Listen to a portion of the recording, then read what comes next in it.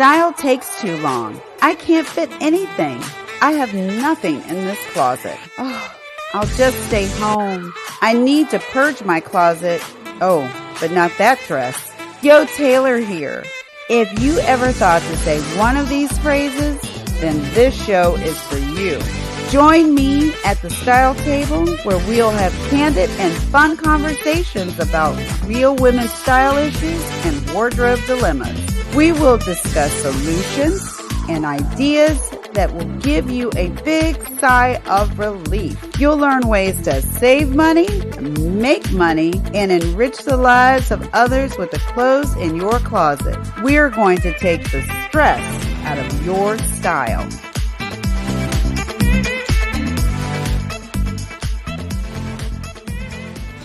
It's Yo Taylor back here at the Style Table. I'm here with the lovely Meridith Grundei of Grundei Coaching LLC. She is here to tell us about her business, her style, and what she does. Because I saw her on stage and it was fabulous. You did. It was a nice treat. Yes. Oh my God. It was amazing. It was amazing. We have to tell your viewers a little bit about that meeting, because we didn't know each other. And then we made this discovery that I was going to be here on your show at an 80th birthday party. And it was a fun 80th birthday party. It was very fun. And you did this improv skit. Tell us the name of that company. Playback Theater West. It's an improv storytelling company, and we came and heard people's stories and we played them back for them, and it was very fun. It was I feel it's a great addition to any birthday party. Oh my gosh, anybody, really. That was just amazing how you guys could take a story. Someone could just say how they met the person, mm-hmm. and then you guys created this, amazing, fun, skit that was dead on what they were talking about, but you made it funny, and I've never seen anything like that. That was awesome. I'm so glad you got to witness that, because it was a special treat for me to be there, because I live in New York City and the group is actually mostly in the Boulder, Denver area in Colorado. So it was an amazing reunion to be able to get together with everybody and then perform for the Wheelers. Yeah. Well, that was awesome. So we'll say that the name of the company again, so they can people can definitely look them up and check them out. Yeah, thank you. So now tell us about your coaching. Yeah, I'm a public speaking and presentation skills coach, and I help people feel more confident as speakers and be more credible. And I do that through using improv as a tool to get people a little bit comfortably uncomfortable, if you will. And then I also have programs. I have one program called Own Your Voice, and my other program is Own Your Story. And I just absolutely love my clients. I love helping business owners, individual business owners like yourself. I work with a lot of people in healthcare and a lot of people in tech, really bring their stories to life and humanize them more so that they're better educating and inspiring their audiences. So you say healthcare and tech. Is it because, do you feel like people in healthcare and tech are probably a little bit more introverted and not? I would say it's mostly a lot of the presentations that are given with more internally, and then even people who are giving external presentations for potential clients or whatnot, they tend to be very didactic or data driven, very mm-hmm. research based. And so they tend to get really wrapped up in the minutia, if you will. And what our audience really needs is they need the takeaways. They need the very specific need to knows. And so what I do is I help people get really clear about what is needed to know for the audience from the slides, from the story that they're telling, how to tell the story, where to spend their time practicing. So there's a lot of things. And that's why I work with a lot of healthcare and tech people, because they have a lot of technical stuff that they have to explain to other people. And I try to humanize that for them. A lot of heavy data. Yes, they do. and after a while, people can be like this. Yes. If they're not delivering the information in a way that's like, Exactly. Engaging. I want to say engaging is let's focus on that. And a lot of people are not being engaging, especially because we have to do these presentations virtually. So there's a different muscle. And then now we're being called to have to do them hybrid in these hybrid situations where we're catering to the camera and we're catering to a live audience. And it's a skill set. And what happens is we tend to fall into suit with how everyone else has already been doing it. And so we don't think about upping our game. But if you want to really make an impact in your career, you need those skills. You need to be able to be a great, compelling public speaker. That's a fact. Yeah. Whenever I think about being on stage, it took me a while to get used to the little camera looking back at me. Like, it's like, what are you doing? It took me a while to, get used to that. So the thought of being in front of people was crazy. A girlfriend of mine who's a public speaking coach, she said to me, "Do you remember when you first started before I helped you?" And I said, "Yes." "You mean the time that I was standing in my own house in front of my own friends and family and couldn't speak?" Yeah. Yeah, I remember that time. Well, your friend is a great coach because I think you're doing fabulous right now. And you have. Well, thank you. Yes. It's been, and like you said, you help people do the uncomfortable thing until they're comfortable. Yeah. And so I hold that container. I have a group coaching program that's wrapped into the two programs that I shared with you called Confidently Speaking. And we show up there every Wednesday, 4 to 5 p.m. Eastern time. We do 30 minutes of an improv exercise. And then I have specific focuses to help them with their public speaking. And it's also a great group because you get to practice your work. So you have a built-in audience of peers that can give you that direct feedback before you go. I consider it like the dress rehearsal before the performance. Yeah. Oh, that's a perfect way to put it. Yeah. Yeah. And then you have people who can give you feedback that's going to be honest, because that feedback that they're giving you is going to help them as well. Exactly. Yes. I so enjoy it, and it really caters to my performance background. As you mentioned at the very beginning, I'm an improviser and I've been an actor, director. I just have always been in the arts. It's just like in my body. So it's really nice when I'm able to share those gifts with other people. Oh, wow. So you were an actor. You are once an actor, always an actor. Yeah. So that's awesome. For TV or Broadway or improv? Yeah. Mostly, or? Most of my time was spent in Denver. I've only been in New York City for 4 years. I got here just in time for a pandemic. But a lot of my work has been stage work. I've done a lot of commercial work. So you've probably seen me in a commercial or two.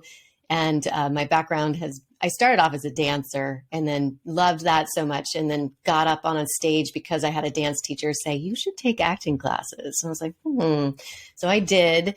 And it's always just been a part of my fiber. I've taught acting. I incorporate it into my workshops. I used to work for the Second City in Chicago where I was, where I was teaching improv there. Yeah. And then that's kind of where I got the bug to teach non-performers, was when I was teaching there, and I was able to go out into corporations and businesses and teach improv as a team building tool for people.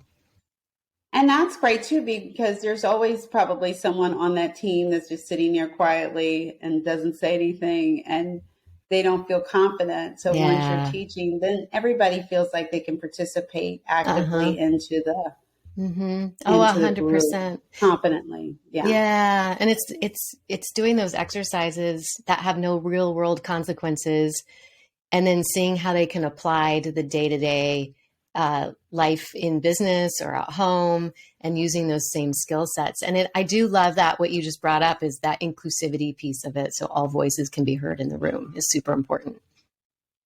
Absolutely. And I know because usually I am, believe it or not, I mean, my husband is like, oh my God, nobody talks more than you. But whenever I'm in a group, especially if it's a new group and I have like, when they have the breakout sessions, I'm always like, a mute. Like, I don't know what comes over me. You know, it's so funny. I get shy. I'm like that too. When there's like large groups, I'm like, yeah, everyone else can talk. I don't know. It's just a thing. But you get me Right. one-on-one. We're here all day. Oh my gosh. I am having fun with this. I will admit these interviews are like so much fun. You guys are so awesome. I learned so much. I'm getting so much information and my audience is learning a lot and getting a lot of information. So now let's talk about your style. Okay. So how do you advise people when they're, about their clothes when they step up there? How do you think about your clothes when you step up there before you're teaching a course or teaching students or even performing yourself? Yeah, thank you. So I feel when I go to facilitate, I always think to myself, I just want to dress one step up from how I think the client is going to be presenting themselves. And nowadays, like the office, it's very casual. And especially with the pandemic, people are even like dressing down even more. And but I always say to people, like, show up that in a way that's going to best represent you and your personality so that you feel confident, because I think that's really important, rather than trying to look like someone that you're not. And I feel like there's a way that if you do want to step up your style, that you can do it. And you're the expert here. But for me, it's like it's baby steps, because sometimes I don't feel comfortable, for example, wearing heels. But I know that if I wore heels to this particular event, then I might be rocking it a little bit different. So what am I going to do to get myself in a place to where I feel more confident doing that? It's like where's my dress rehearsal? Right? Literally, where's my dress rehearsal? So I always encourage people to just, first of all, figure out what makes you feel comfortable, step up one step above how you think the clients are going to be. And then if you want to go a step beyond that, do a little dress rehearsal. Yeah, because I was just at an event and I had this black dress. It was fabulous. It fit. Didn't need any help from any Spanx or anything. I thought, oh, you're like, okay. So then I put on the high heels, and then I always say I have a 2-pack and a pooch, and the pooch said no, and then my feet said no. So then I put on this lovely, like, flowy gown, and it worked just as well. It was fabulous. My feet had lower heels. The gown was nice. It was just, it really is how you feel at that moment. Yeah. And you do that. That's why you do that dress rehearsal, to see how it's going to help you carry the energy and the message that you want to send to the audience. Yeah. And if you're wearing clothing, like I've plenty of times have put on that blouse that doesn't breathe very well. And then you get on stage and you're like, what cheap fabric did I just put on my body? Because it's showing every little sweaty, nervous thing that's coming out right now. Right. Like there's those things too that we have to prevent, especially because the nerves kick in. Your body's just going to do some things, and you have to, what you wear actually is going to greatly reflect that, if you will. And I love white, crisp shirts, but if I have to stand up in front of people and do anything like that, a white shirt is not my friend. No, or polyester.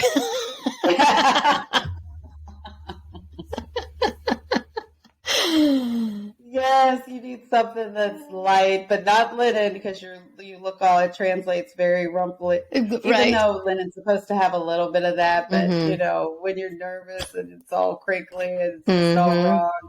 So, and it doesn't look good if it's being videotaped as well. It doesn't translate. Yeah, well. It doesn't. I always think it's really beautiful. Like if you watch TED Talks and you watch what a lot of women are choosing to wear in a TED Talk, you notice at least I've noticed it's usually bold in color. It's Mm-hmm. flattering. It's usually form fitting, if you will. Mm-hmm. I notice a lot of women wear the cap sleeves for exactly that reason. If the nerves kick in, we don't want to Right. have, we don't have one of our little sweat rings to be showing.